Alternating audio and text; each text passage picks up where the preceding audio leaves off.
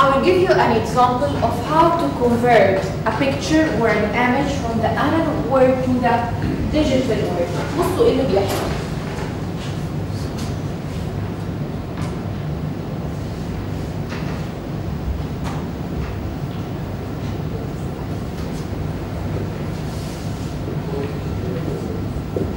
عندي image هعمل لها conversion from analog to digital. Let's suppose ان احنا هنرسم الايمج اللي هو مديها لنا دي. Okay.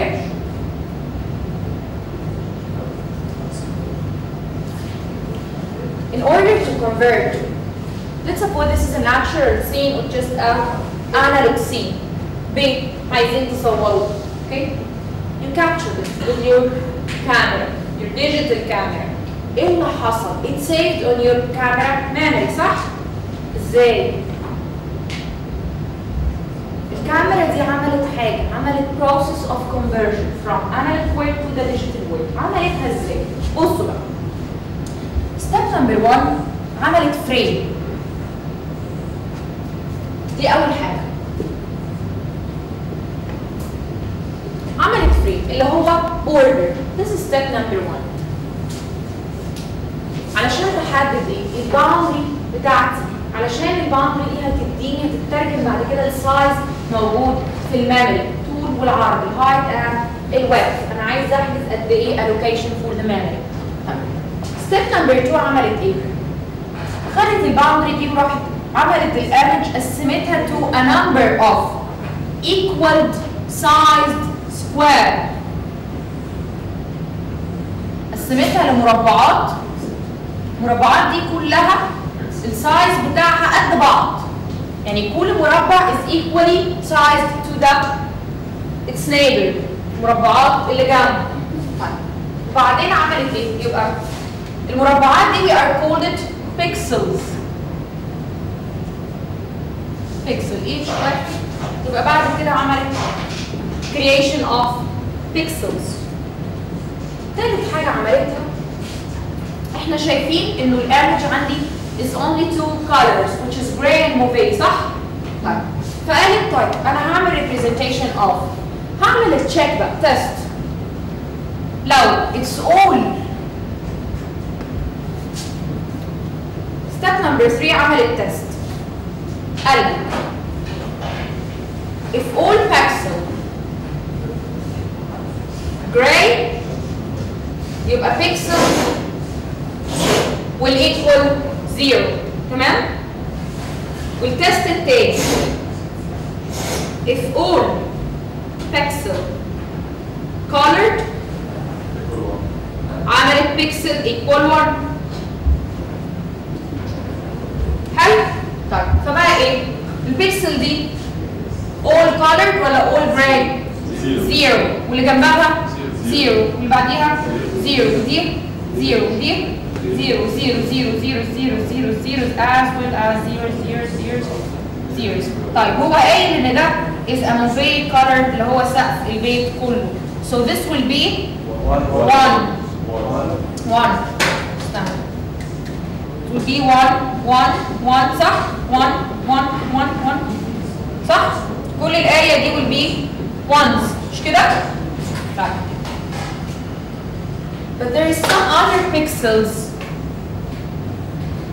مش كلها colored مش كلها non-colored. يعني let's talk about this pixel for example دي. هنعمل ايه في البيكسل دي؟ بصوا في part فيها colored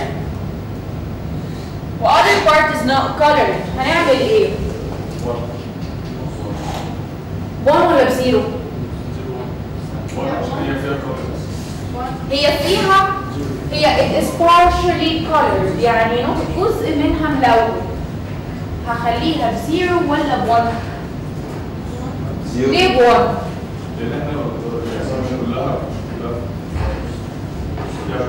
وليه ما تكونش بزيرو؟ لو الدكتور تكون بزيرو عشان بتاعك بزيرو. لا في عندي تست تالت if more than 1/3 of the pixel is colored يبقى هتاخد 1. If not less than 1/3 يبقى تاخد 0. لو اكبر من تلت الصورة تلت البكسل او اكبر من تلت البكسل colored يبقى البيكسل will equal 1. اقل من تلت colored يبقى هياخد pixel will equal to 0. تعالوا نشوف explanation of these what we have mentioned. بيقول لك a vision is the most dominant sense of the human beings. A visual field including light, colors, shapes, forms, as well as أي حاجة تانية. Such features need to be transformed into numbers in order to cross the boundary and enter to the computer world. كلام منطقي جدا. Well, let's start with a simple picture A. أول حاجة هنعملها إيه؟ قال لك place a border around it. زي دي. ليه؟ to indicate the area of interest. Next, divide the picture into an equal sized squares over it, which is that C. طيب اللي هي step number 2. Step number 3 بقى. For each square, يعني for each pixel, examine. If the square is entirely gray, make it white. أهو. Okay? Sorry, 0 which is white and 1 is that black. If the square is entirely colored, يعني make it black. If the square contains both gray and color, هنعمل ايه بقى؟ If more than a third of the square is moved, then it will become black. Otherwise, يعني أقل من الثلث is not colored, هنعمله white. زي ده بيبان في الحتت اللي هي فيها curvatures، اللي هي الانحناءات الموجودة عندنا في الرسمة. Waves and curvatures. بصوا زي هنا اللاين ده، الdiagonal lines أو الكيرفاتشرز، الحاجات اللي واخدة curves زي الشباك the window here، الاوفال window ده الاوفال شيب ده مش هيطلع exactly oval. طيب هنا عمل ايه؟ غير في الفيتشر بتاعت الصورة. طب بعد ما عملنا black and white كده هنعمل ايه؟ قال لك هتعمل indication to the black color with 1 and other indication or representation to the white color with 0. So finally map ده بنسميه mapping، اني اعمل mapping. Finally, map the squared color to the number by assigning هندي كل color من دول a number. Assigning the number 0 to it if it is colored white and number 1 if it is colored black. التكنيك ده أو الموديل ده بنسميه bitmap or raster graphic model. بيجي في الامتحان يا دكتور، بيجي في الامتحان. ممكن يقول لك إيه هو البيتماب موديل؟ Describe the raster model أو describe the اسمه إيه ده؟ الراستر جرافيكس موديل. ممكن يجيب لك صوره ويقول apply by steps الراستر or the bitmap model. Okay, our representation for example. Each square that we have mapped from 0 to 1 called a pixel. Well, pixel is just a picture element. Picture element. Bitmap is a method of storing the images computer system memory. Images is divided into rows of pixels. Each pixel is represented by a certain fixed number of bits. هنا كل بيكسل واخده كام بت عندي؟ 1 bit. هو ده البيت ماب. One way بقى to improve quality. One way سمعتوا عن حاجه اسمها resolution؟ يعني ايه resolution؟ طبعا. What do you mean by resolution؟ أنا مش سامعة، عايزة أسمع just only one answer. Number of pixels in a specific area، صح؟ Number of pixels onto the specific area. طب إيه الإمباكت بتاع increasing or decreasing the number of pixels؟ الوضوح. The quality of the picture. لو قلنا إن كل بيكسل من دول بتاخد one color، okay؟ So كل ما بزود عدد البيكسلز كل ما بتزيد on the same area على فكرة، في نفس البوردر بتاعتي. نفس الاريا سايز بتاعتي، كل ما بزود عدد البيكسلز فيها كل ما بتزيد number of colors. وبالتالي بتزيد الكواليتي. ليه؟ لانه بتزيد الديتيلز الافيلبل عندي في الصوره، صح؟ وبيزيد الشاربنس بتاعتي الموجوده عندي في الصوره. طيب تعالوا بقى نقول ازاي ازود النمبر اوف بيكسلز وانا لسه عندي the same area. I'm still constrained with the same size of area. How to increase then the number of pixels? Smaller, صح. Minimizing the pixel size. Exactly. صح. الكلام اللي انتوا بتقولوه. بصوا ايه اللي حصل؟ فاكرين الشاربنس بتاعت الادجز؟ بصوا كل ما قللنا number of size of the pixels كل ما زاد number of the pixel as well as the color زادت الكواليتي بتاعتي. ابتدى يظهر الشكل الاوفرول شويه. Such simple methods for encoding the image is not satisfactory. خدوا بالكم ان انا هنا اشتغلت with only two colors اسود وابيض.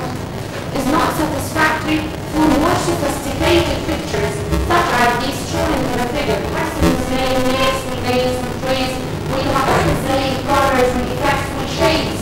وانا بشتغل with only two bits with only two colors like that white. تمام؟ So it does not handle colors. Any drawbacks or disadvantages of the bitmap or graphics system. أول حاجة إيه؟ It does not handle the colors. It is only playing back the light system which would allow us to deal with the shades and textures as well.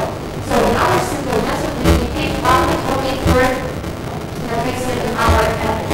طيب to accommodate بقى قال لك علشان to accommodate different range of colors which is shades. هنحط بقى shades. قال لك انا ممكن ازود number of pixels of representation. بدل ما انا بعمل only representations of two colors or of two bits which is the black and white انا ممكن ازود اكتر شويه وبالتالي هيبقى في عندي كل بيكسل بيحصل لها representation with more than one bit. اوكي؟ طيب فممكن يبقى بدل ما هي 0 or 1 ممكن تبقى 0 0 1 1 1 0 0 1 for example. تمام؟ وساعتها هنا بقول بقى representative كام؟ ب 2 bits per each pixel صح؟ اداني كام shade؟ what number of shades؟ 4. ممكن تبقى لو قلت لك ان انا هريبريزنت ب 2 بيكسلز هتقولي يا دكتور you may represent by 0 0 صح؟ او 1 1 او 0 1 او 1 0. في اي حاجه ثانيه؟ لا. طب انا عندي بيس 2 اصلا 2 عملت representations with 2 other bits يبقى 2 to power 2 which is 4 different shades. اوكي؟ الشيدز دي او ال 4 possible different shades دي بسميها الامبليتيود، الرينج اوف كولرز اللي انا ممكن العب بيه. البيكسل امبليتيود ممكن تاخد الوان من ايه لايه؟ مش لما تدخلوا على اي لون بتلاقي فيه a grades of colors exactly the same. ده بنسميه البيكسل امبليتيود او الكولر امبليتيود. لو بنشتغل على البيت ماب سيستم بتاعنا يبقى احنا ممكن نعمل حاجه اسمها gray scale. Gray scale is taking other different values between the pure white and the pure black. هنميكس white and black وده اللي كنا بنقول عليه 0 1 أو 1 0. Okay, so allocating 2 bits per pixel will give us 4 different shades. 1 1 is a pure black, 0 0 is a pure white, 0 1 is a light gray, 1 0 is a dark gray. 3 bits هيدينا 8 shades. 4 bits هيدينا 16 shades, which is it ends up to 2 power n number of shades if we have to represent it with n number of bits. This mapping of shades of grayscale between black and white بنسميه grayscale. The range of number which the pixel can be mapped in terms ده بنسميه the pixel amplitude. So by definition the pixel amplitude is the range of number available to represent the pixel digitally. Pixel amplitudes of 2 allow only us to work with the black and white representations. طب إذا زودنا عن 2 4 3 5 هيدينا حاجة اسمها gray scale. اوكي؟ فاهمين يا ولاد؟ في حاجة مش واضحة؟ لكم زي هخلص images بس and then we will make the sounds representation for the next class. اوكي؟ طيب. دلوقتي let's make a color representation. I know it's a heavy lecture بس خلينا نخلص الحوار ده. Colors. دلوقتي if we want to represent colors, how to represent colors؟ يعني يا دكتور عندنا color green، عندنا red، عندنا mauve، عندنا yellow، عندنا fuchsia، عندنا purple، عندنا colors كتيرة. Naturally, how can we transform all these colors from our natural system or the analog system to the digital system؟ نعمل ده ازاي؟ قال لك هنخترع سيستم. مش تعالوا نتفق اول. كنتوا بتاخدوا drawing classes زمان صح؟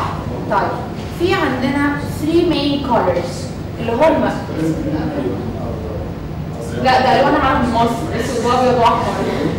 عندنا 3 main colors ايه هم؟ الاصفر والاخضر. red, green and blue. red, green and RGB.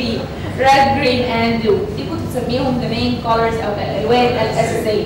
اللي هو اي other color, any other color in the world, just a combination between 2 or more colors of these colors. تمام؟ فقال لك طيب خلاص fine. If it is like that, so why not to create a digital system composed of these 3 different colors? And in order to invent more colors, just combine these different colors with the different measurements. صح؟ عشان كده عملنا system اسمه RGB, which is red, green and blue system. It is any color, it is a mixed system between the 3 basic shades of the red and green and blues. مش بس قال كده، قال لك ان كل color من دول I will represent it digitally by 1 byte. ليه 1 byte؟ علشان ادي a hue of the color, ادي اللون. يعني say if I'm talking about the green, it could be a light green, it could be a medium green, it could be a dark green. يبقى عندي range of green color. طيب فقلنا أو shades of the color. Each shade is represented by a byte, which is 8 bits, giving value ranging from 0 to 255. يعني بيديني possibly 256 different shades. طيب as a total we have الcolor بقى اللي هيطلع لي في البيكسل. بما اني قلت انه كل بيكسل will be represented with 3 different colors, which is the R, J and B. each color represented with the 265 shades. يبقى I have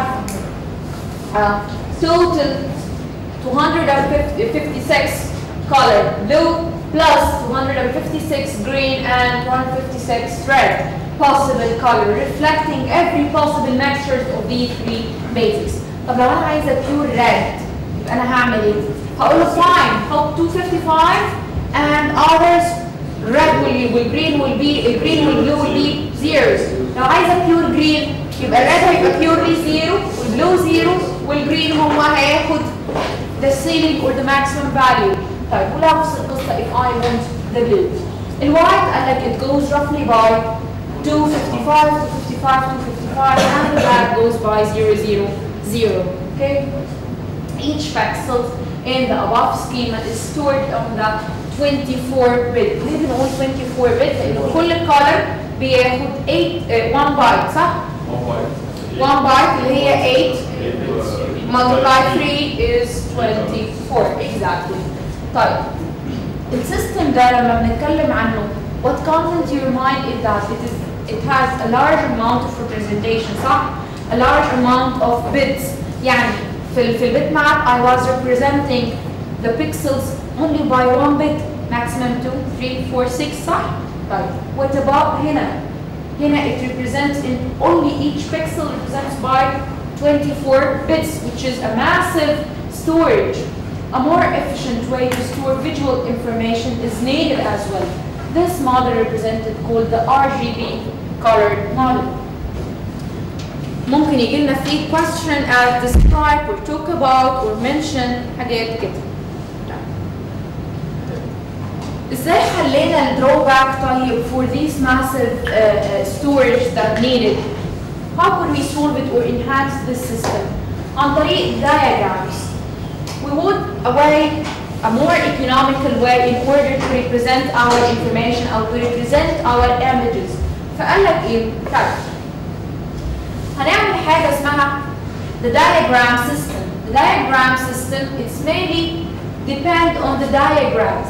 The circles, the objects diagrams زي الcircles, rectangle, lines, triangles، الحاجات دي الاشكال اللي هي geometrical shapes. فقال لك ايه؟ What's good about these shapes is that you know the equation of constructing a shape, صح؟ So لو قلنا ان السين بتاعنا is a combination of these shapes, geometrical shapes, so all what we need to know is type of the shape، صح؟ اللوكيشن بتاع الشيب ده فين على السكرين بتاعتنا، plus the size of the shape and the color او الكونتور لاينز بتاعت الشيب ده عامله ازاي. Do we need to save all the information about the shape والcolors والبيت مابس بتاعت كل بيكسل؟ لا، انا ممكن اعرف بس ايه هو الشيب تايب. لو circle هعرف how to draw a circle easily، صح؟ It could be reconstructed easily. And then I want to know the filling color of the circle, the size of the circle، ابعادها السيركل الحجم بتاعها قد ايه، واللوكيشن بتاعها from that السين بتاعي. So to reconstruct the diagram, the only information we need about each of these objects is what sort of object هو، the size and the position بتاعه في البيج، the details about the color, the width, the lines, and so on. This method of encoding diagrams into number is easy. بنعملها ازاي؟ بنassign a number to each type of the objects. بنplace two x and y axes عندي في right angle on the page, and this to be able تركب السايز والposition بتاع الشيب بتاعي. This depends on the object. مثلا a circle is defined by the radius for example بتاع الكوردينيت بتاعه والسنتر. الريكتانجل بنعمل ايه؟ بالهايت والويدث بتوعه. اللاينز مثلا والاروز identified by the starting point and the ending point. exactly. التكست اريا بالكوردينيت بتاعت الكورنرز بتاعتها. for each object record the details and the line, color, fill color, width and so on. الكلام ده بنسميه vector graphics. يبقى احنا today we took how many systems. اخدنا ايه؟ اخدنا البيت مابس، صح؟ اخدنا الRGB، اخدنا الفيكتور system. Vector graphic system is for a digital representation of image in which a picture is seen as a collection of geometrical objects such as lines, squares, circles. Vector format graphic file are much more compact than the raster graphics اللي هو البيتماب graphics اللي بيخليني اسيب الكولر او البيتس او البايتس بتاعت كل pixel. Vector images are easily infallible. What are the benefits behind using the vector graphics ده؟ قال لك أول حاجة it's easy to alter the scale، أعمل لها shrinking، أصغر السايز بتاعها، أو to maximize the scale بتاعها stretching يعني without any loss of information. أنا بس بزود الكوردينيت بتاعتي. Vector graphics is a little use of representation, complex, photorealistic images and informations. Programs عندي نوعين من البروجرامز او من الباكجز الافيلبل عندي for dealing with the images. عندي حاجه اسمها drawing packages ودي mainly depend on the vector graphics, display the vector graphics. وعندي النوع الثاني the painting packages. These are for constructing and displaying the raster or the bitmap graphics. Okay?